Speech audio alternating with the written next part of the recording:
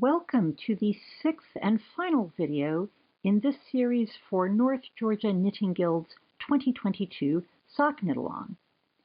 This video is all about binding off, specifically Jeny's surprisingly stretchy bind off. This bind off first appeared in the online magazine Knitty, issue 29, fall 2009. Most socks will have ribbing at the top. You want fabric that draws in to keep the sock up on the leg, but you also need fabric that stretches, so when you put the sock on, it will stretch up over the heel. That is one of the challenges of a toe-up sock. It is easy to knit a sock that otherwise fits and then bind off too tightly and discover you can't put the sock on. If you do that, no worries, just unpick the bind off and give it another go. In 1x1 ribbing, I like a grafted Kitchener bind off, and there are also some lovely tubular bind offs that work. But the downside of those is they are sewn bind offs. You work them using a blunt tapestry needle, and not everyone is a big fan of that. So Jeny's bind off is closer to a regular bind off. The theory behind getting a stretchy bind off is you want to add extra yarn in the bind off, and Jeny does just that. Some people do it by sort of casting on a stitch and then binding it off immediately. Jeny does it by adding yarn unders and yarn overs, and she does one of those before every single stitch. She essentially more than doubles the amount of yarn in the round. So if you are playing yarn chicken and you want to do this bind off, you need more than twice the amount of yarn you are using in one regular round of knitting. And of course, I just mentioned yarn unders and yarn overs. Remember, we used those down here on the toe to do our toe increases in episode 2. So if you haven't watched episode 2, maybe go look at that. So let me put the sock away and get the swatch, and let's get started.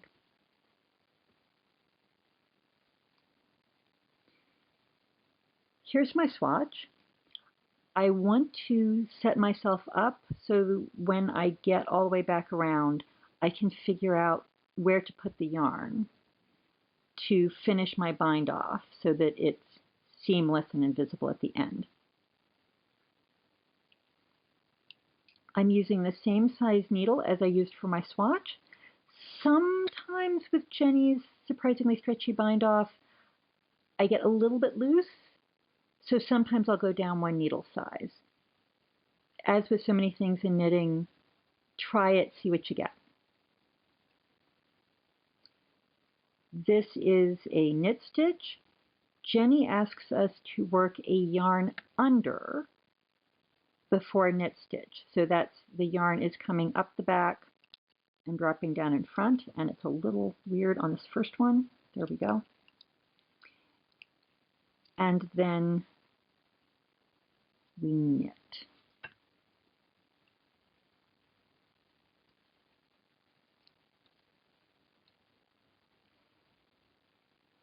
After I work my stitch, I pass this extra yarn over the top of it. So there's my first stitch. I only have one stitch. I can't bind anything off, so I'll need to work the next stitch. Before I do that, because I am planning in the round, I am going to put this stitch marker right here. That will help me later when I am trying to join in the round invisibly. Okay, so now I'm ready for the second stitch. Yarn under, so up the back and down in front, and then I have to move the yarn to the back so that I can knit. I knit, I pull the extra yarn up over the top. Now I have 2 stitches. I can just bind one off over the other as I would in any normal bind off. My next stitch is a purl. Jeny asks us to work a yarn over, so that's bring the yarn to the front. The yarn comes up in front and drops back and away. And then because this is a purl, I need to bring the yarn to the front so I can purl. I purl, and then once again, pass the extra yarn over, and then I have 2 stitches. I can bind off one over the other. And I'll do that again. Yarn over, purl, pass over, and bind off one over the other. Now, if you are a savvy knitter, you may realize there is a more efficient way to do this. I'm at a knit stitch. I work a yarn under, knit, and if I can get my needles to do it, pull both over at the same time. There we go. And I'll do it again. Yarn under, knit, and then pull both up and over. And for the purls, of course, it would be yarn over, purl,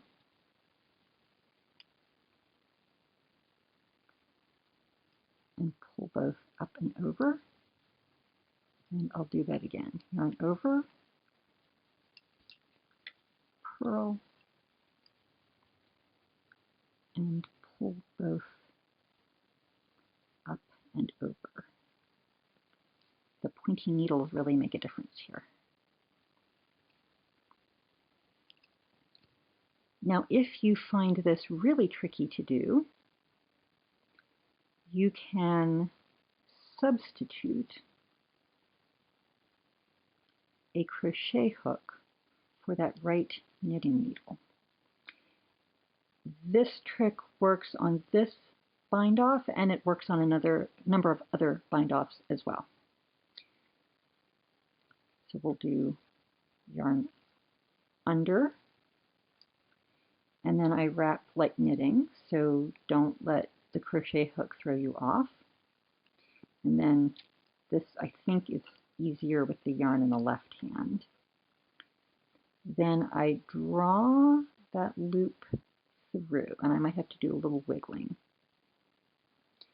So I'll do this again, yarn under, then knit, and then draw through. I can do this without splitting the yarn.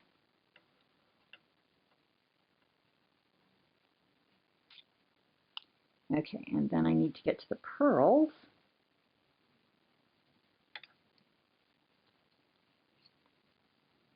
So let's do it purlwise. So yarn over,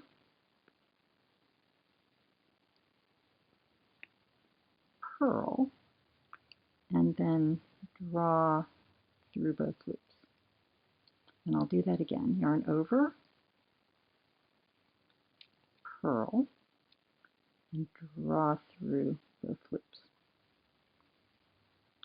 So if you have a little bit of trouble pulling one over the other, or you just find it annoying, you can try using a crochet hook. So at this point, I am going to keep on working down my swatch, And when I get to the end, I will show you what I do to clean up the end so it is invisible. And here I am at the end.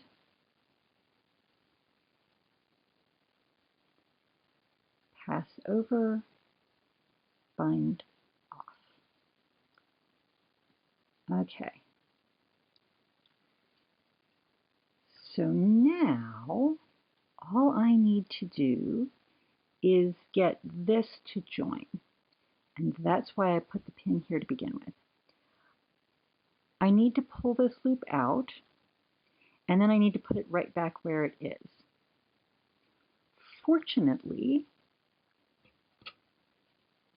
I can do that using my blunt tapestry needle. I thread my blunt tapestry needle, and then I can look and see where this yarn goes when I tug on it. And I can thread the blunt tapestry needle so it flows back up through. And if I do it right, this will pop right out without any split yarn or threads. If I did it right. And I did. Yay! I leave the blunt tapestry needle in. This is my placeholder. This is telling me where the yarn needs to go when I'm done with it. So that's my placeholder. And then what I need to do is I need to get this yarn to go front to back. This is why I put my marker.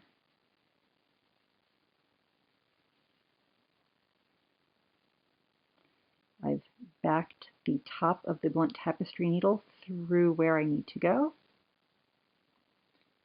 Thread my yarn and whoosh, pull it down through everything.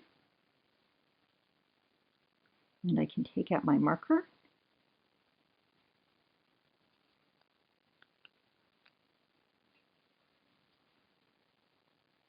And tighten it up, and that looks pretty good. What I might want to do, it can be a little gappy right here, so I probably want to take my yarn this way, around to the back, just to fill that in a little bit. And then the last thing I'll want to do is weave in my ends. If you've used ribbing, you have set yourself up rather nicely because ribbing will typically give you a column of knit stitches on the inside, a wale of knit stitches, and you can just maneuver on down one side of that wale and pull through. I would not do this with mercerized cotton or rayon, anything slippery, but wool or something that's got a little grip, this will work fine. And then I would cut my yarn. If you're working 2 at a time, then all you need to do is bind off the top of the second sock and weave in the ends and then declare victory. Yay! Yay! So thank you for watching this series on how to work a toe-up sock. I hope you have enjoyed participating in North Georgia Knitting Guild's Sock Knit Along. If you are in the greater metro Atlanta area, we hope you'll come to a meeting and maybe join us. And if you live far away and it doesn't make sense joining a knitting guild that's hundreds of miles from your home, well then I hope you have a knitting guild or at least a bunch of knitting buddies of your own nearby. Happy sock knitting!